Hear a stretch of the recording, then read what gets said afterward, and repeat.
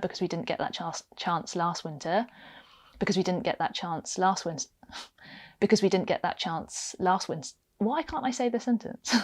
Chance last winter. Because we didn't get...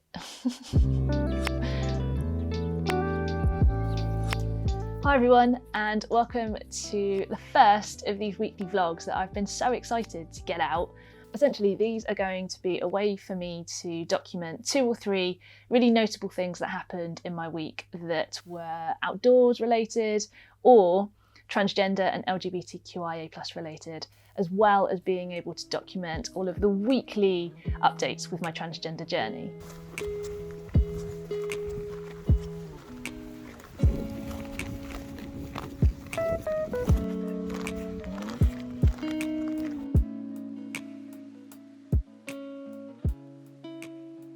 So last weekend, my girlfriend Frankie and I went up to Scotland and we just had the most incredible weekend.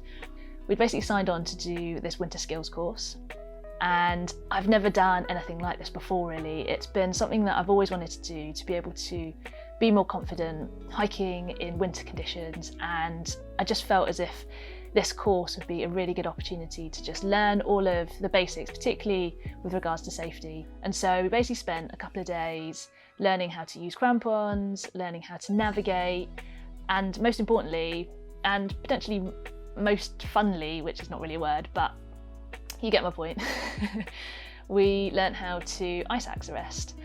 And that was just so much fun. When I first watched the instructor do it, I was absolutely pooping my pants. What I didn't realise was that we had to learn all the different ways in which we might be sliding down the snow and how to then get into the ice axe arrest position.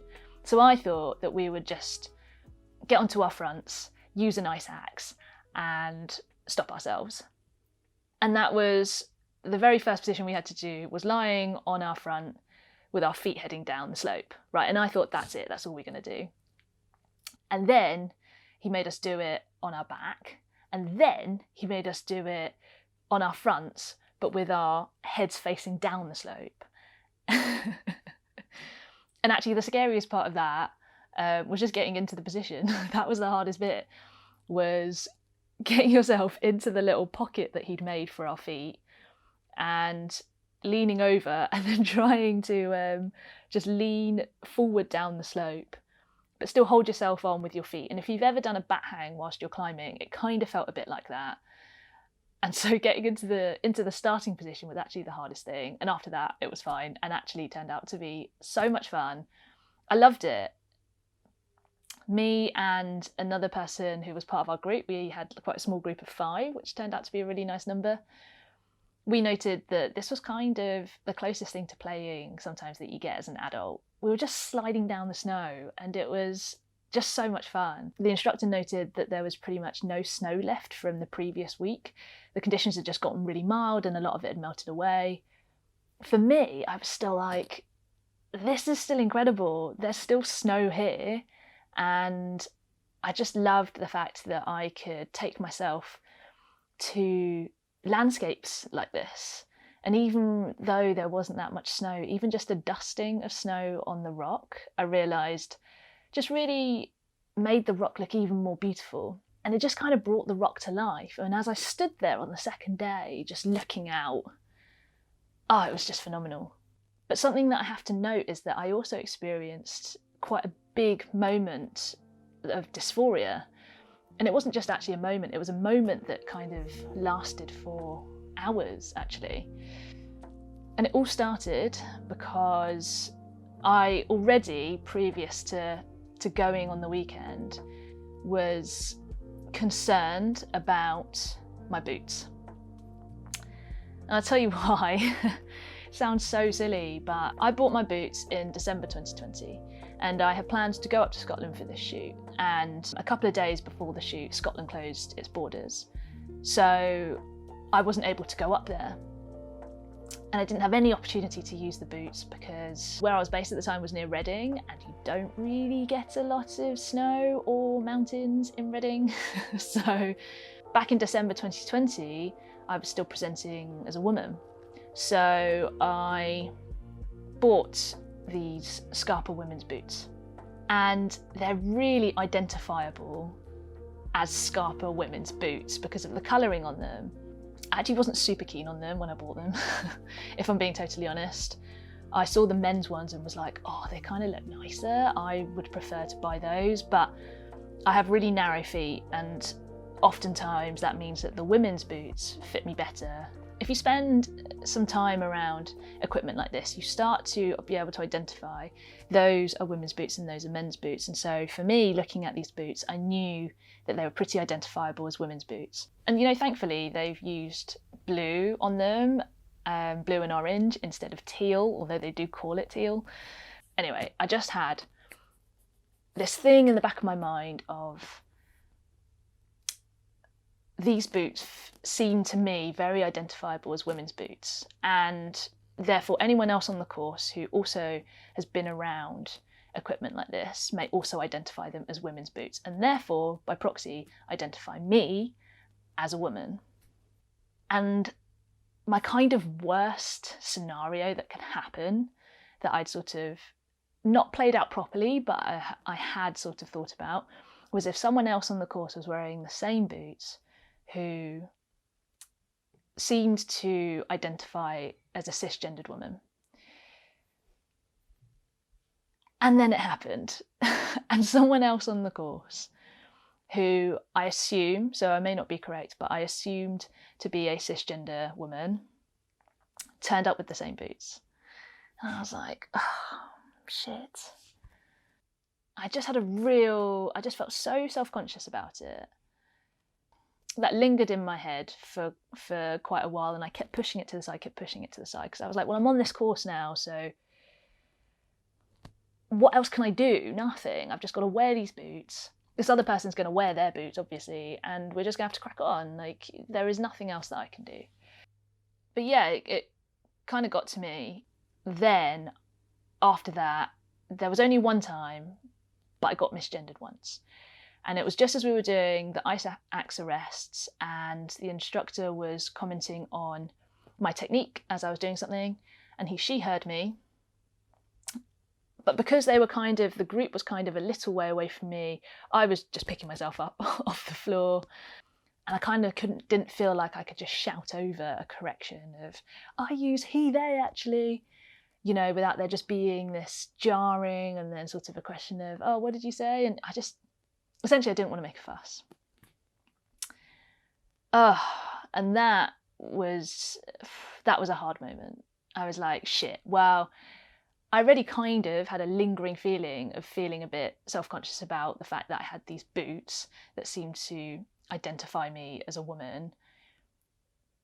And then I got she heard, and I was like, well, that's just it then, isn't it? That's just the nail in the coffin.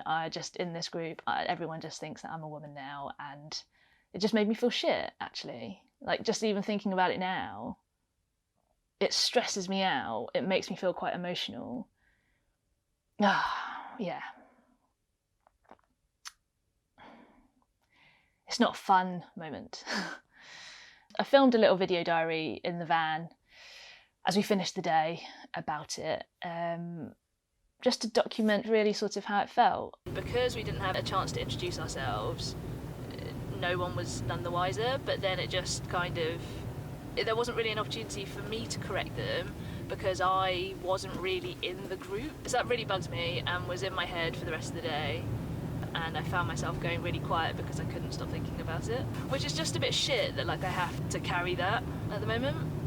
But I decided what I would do is that if I got an opportunity to talk to the instructor afterwards, I would, because it's a 2-day course and if I can try and avoid it happening again tomorrow, then I'll try and do that. So I spoke to the instructor after we finished today. I sort of pulled them aside, told them about it, told them what my pronouns are, and he was like, oh, okay, yeah, fine.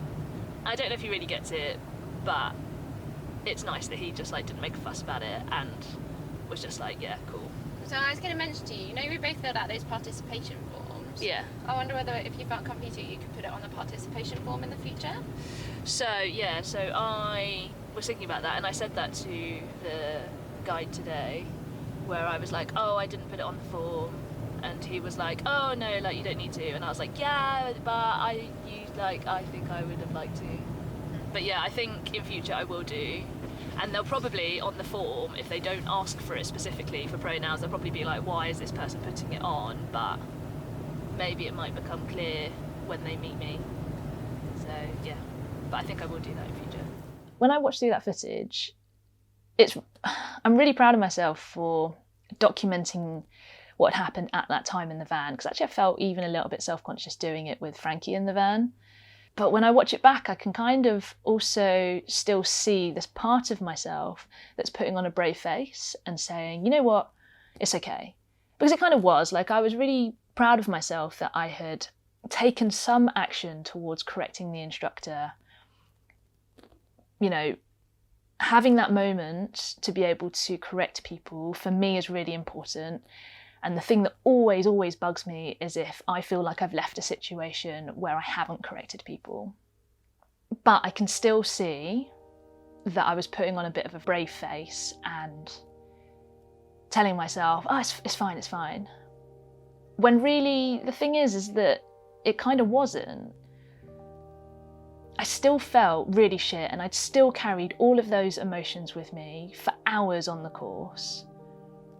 All because of the fact that we gender clothes way too much, and we have this second nature to make judgment calls on how other people identify, really sort of unnecessarily. And I carried all of that while still trying to be open to learning on the course. So I was constantly pushing these emotions down, being like, not now, we can't deal with this now. We have to focus on the course. And actually, you've thought of a solution that if at the end you can get a chance to speak to the instructor, there is your solution. So hold out till then, and we can work through these emotions afterwards. And the fact that I had to self-soothe like that constantly, because emotions are cyclical, so you can't just deal with them once, they have to come back up and you have to deal with them again. It was hard work. And yeah, it's just hard. Like, yeah, it's just hard. This stage of the transition is oftentimes quite difficult, and I really don't like conflict either, and I really don't like making other people feel uncomfortable. It's something I'm trying to work through at the moment, is knowing that I have my boundaries, and unfortunately sometimes it makes other people feel uncomfortable, but I hate that. I hate making other people feel uncomfortable. So correcting people, explaining to them that I'm transgender, all of that sometimes, yeah, it asks a lot of myself sometimes. And to ruminate about it for hours is a lot of energy. So I'm trying my best to work out how I continue down this journey in a way that becomes more effortless, where I don't betray my own boundaries, where I stay true to myself. But yeah, it's an exercise in resilience, and, you know, as you can probably see, it's hard to sort of put into words because there's so much emotion attached to it. I can only do my best in every situation, and I do feel like I did do my best at that time, but I just want to note that the fact that I had to carry that for so many hours with me was a lot. And that's it, really. So, to round off, essentially what I'm going to do now in terms of my boots is that I think I'm going to go try on the men's Scarpas and just see what they're like. Having worked in an outdoor shop in the boot department, I know that the absolute top priority is to make sure that the boots fit your feet, and these boots, unfortunately, feel so good for my feet. They feel so comfortable. I don't have any movement that's going to cause any blisters. In fact, actually, just thinking about it, these boots were brand new when I went on the course, and I spent 2 solid days in them and got no blisters. So yeah, I mean, you can't ask much more than that, can you? Other than for brands to stop gendering clothes in a way that makes women's clothes in particular kind of shit in terms of colour and functionality. Anyway, that's another rant. Yes, so I'd like to try on the men's Scarpa boots and see how they feel, and if they feel just as good as the women's boots, then I might end up getting those boots instead, just to get that sense of alignment back in the clothes that I'm wearing and in the items that I'm wearing. Yeah, I'll let you know how that goes. And then just to summarise the course, I mean, it was brilliant. Frankie and I have another course coming up, another winter skills course, just because we want to spend as much time as we can in some snow, hopefully, as possible this winter, because we didn't get the chance last winter to do it. So yeah, for me, it was just great to be able to build up some confidence and know that we can take ourselves out and just enjoy winter in a way that I've always wanted to, but have never had the opportunity to do yet. So for me, this was a really great way to start, and I really would recommend it to anyone else if you're thinking of doing more winter hiking, particularly where there is a high likelihood of snow. I really would recommend that you get onto one of these winter skills courses, just so that you can familiarise yourself with all the skills that you might need, so that when you do go out, you go out with a hell of a lot more confidence and you're keeping yourself safe. Look how sunny it is up there. And then there's the van, parked up. And look how unsunny it is here.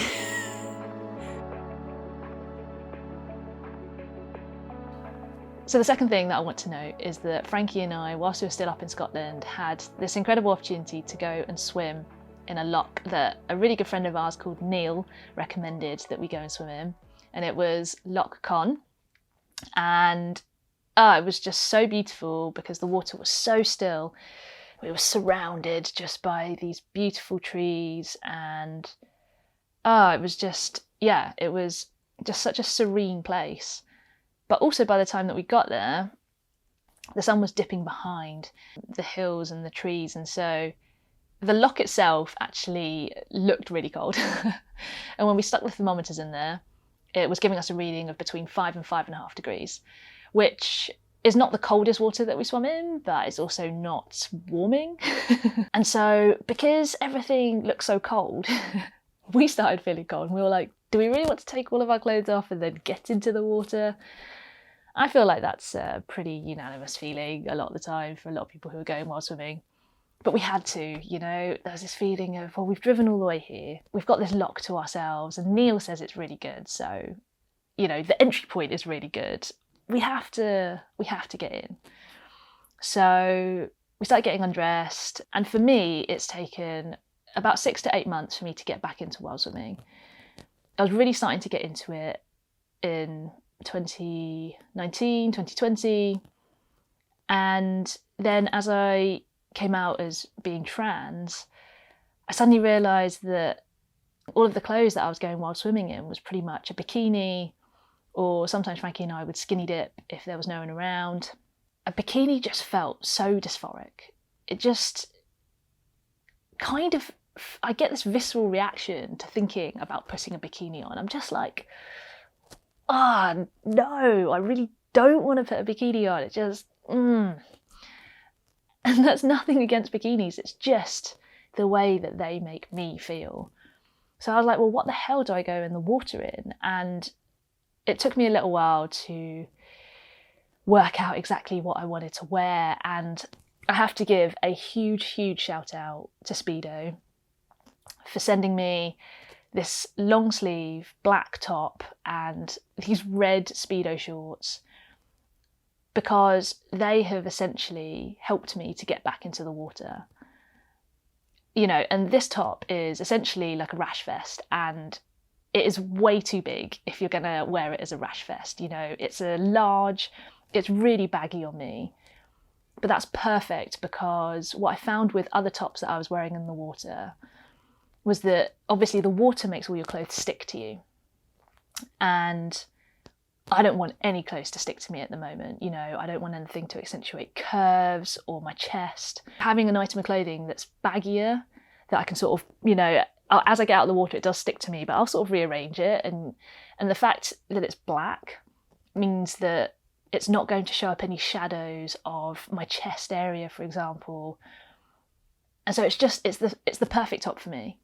And I'm just so grateful to have the support of a brand like Speedo to get me back into the water. Because without that, I don't know if I'd be wild swimming at the moment, while dipping. I genuinely don't. So I'm just so grateful. So just a huge thank you to them. But yes, we went for this swim, and it's just such a beautiful activity for Frankie and I to do. As a lot of people know who do it, it's just so immersive. You can't think about anything else. You can't take your phone into the water. You are just 100% present whilst you're there. And it hurts. I think it hurts. I think a lot of seasoned wild swimmers will tell you it doesn't hurt, but I still think it hurts as you get into the water and the water creeps up your legs, starts to hit your sensitive bits, and you're like, maybe I'll just stay with the water at thigh level. But once you get in, and Frankie's always the first one to get in, she goes in first, and then I sort of quickly follow suit. And then you acclimatise, and then we started having loads of fun. And I kind of feel like you have this short window where you've acclimatised to the temperature of the water, so that you kind of don't feel the coldness of the water anymore. So we kind of got out, and then we were like, Frankie started running back in. I was like, that looks really fun. So I ran back in as well. And we started just messing around, and that was great. It was just, again, just another form of adults being able to play. But yeah, as I said, you've kind of got this window, and you've kind of got to be quite mindful of it, because your body is getting to a point where it is starting to really register the cold, and you don't want to obviously get to a point where your body temperature drops too low. So I knew we only had this tiny window to play around in, and then it was like, right, get dressed, get warm, get back in the van. And when we were sat in the van, I was like, I had the heater on full blast and I was shivering. So I was driving us back to the hotel. But yeah, it was brilliant. And I'm so glad that I'm back into wild swimming, so that I can then experience places like this in a way that I genuinely would never have thought that I would do when I was younger. You know, I hated swimming when I was younger. I don't know why, I just really didn't enjoy it. But this is different. This is experiencing a landscape in a way that you truly can't experience it unless you get in that water. So yeah, so thank you to Neil for suggesting this lock, and just thank you to past Frankie and Frit for just going for it, even though we had a moment of doubt. We overcame the doubt and we went for it, and it was so worth it in the end.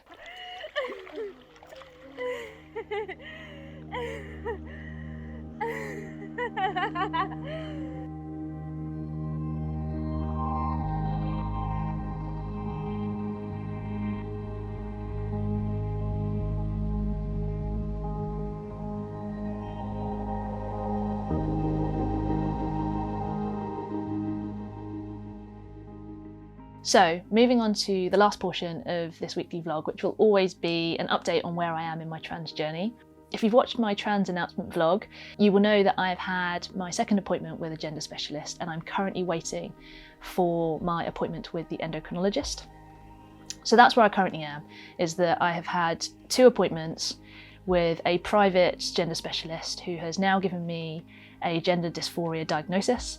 And with that diagnosis, I can then take that to an endocrinologist, and we can finally begin the process of getting me on testosterone. This has been a longish journey. I first, I think, got in touch with the gender specialist last March. So that was March 2021. And then I had my first appointment in June. I had my second appointment in October, and now we're here in January 2022. So, you know, this is a bit of a waiting game. You know, there's months between every appointment, but it is so much quicker than the NHS process. I do have an NHS referral that's gone through to a GIC, a gender identity clinic, but that will not go through until another 3, maybe 4 years. And that is just to get my first appointment with the gender specialist. So if you compare the fact that I've had my 2 appointments with the gender specialist, I've got my diagnosis, and now I'm moving on to seeing an endocrinologist, the 3-4 years is just for that first appointment with the gender specialist. It's maddening, really, just how just how delayed that service is. And for some people, it really is a life-saving process. And if you can't afford private healthcare, the NHS is your only option. So, you know, I still feel like it's a bit of a waiting game currently, but it's nothing compared to the wait that would be involved if I was just waiting for my NHS referral to come through. So that's where I am at the moment, and if I'm honest, the closer we get to this endocrinologist appointment, the more excited I get. I really hope that in that appointment that I can be prescribed testosterone there and then, but I'm not sure if I'm going to need a second appointment to do that. The things I'm reading online vary, so it could be 1 or 2 appointments, but I'm really hoping that in that first appointment we'll just be able to talk straight away about whether I want to go on testosterone, what that involves, what dosage I want to be on, because you can choose different dosages. And I'm going to go for max. I'm going to be like, hit me up with max testosterone, please. And we'll just see what happens. And I will, of course, keep you up to date with how that's going. But for now, yeah, I'm just waiting. Thank you so much for joining me in this weekly vlog. I'm just so stoked that this is finally underway and I can start documenting this part of my journey with you. Yeah, it just feels like I'm getting over that first hump of starting, which is just so exciting and so cool. Let me know in the comments if you have been winter hiking or winter swimming, or if you'd like to, and also let me know if there's anything that I've said about my trans journey that has resonated with you at all. It's just really lovely to hear from people and to hear the things that they're picking up, and also to read about other people's experiences if you've experienced something similar as well. So yeah, please do write that in the comments below and I'll definitely check that out. Thank you so much for watching, and I will see you next week in the next weekly vlog. See you then.